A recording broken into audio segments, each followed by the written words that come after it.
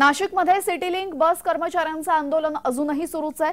सिटीलिंक बस कार्यालयासमोर त्यांनी ठिय्या आंदोलन केलेले आहे। पगार वेळेत न मिळाल्यामुळे सिटीलिंक बस कर्मचाऱ्यांनी हे आंदोलन सुरू केलंय।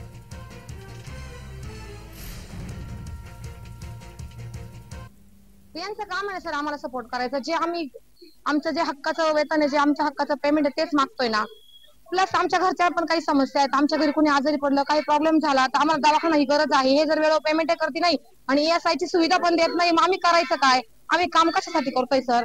त्याच्यासाठी जोपर्यंत आमच्या ज्या मागण्या आहेत, जे आमचे सहकारी मित्र ज्यांनी तुम्हाला आता सांगितलं ते सगळं कव्हर होत नाही, सगळ्यांच्या अकाउंटला एक रुपया पडत नाही, तोपर्यंत आम्ही कोणी काम बंद आंदोलन करणार आहे आणि बस कोणी काढून कोणी गाड्यावर काढणार नाही। प्रशासन त्या ठिकाणी सहकार्य कर्मचाऱ्यांना करत नाही, त्यांच्या मागण्या पूर्ण करत नाही।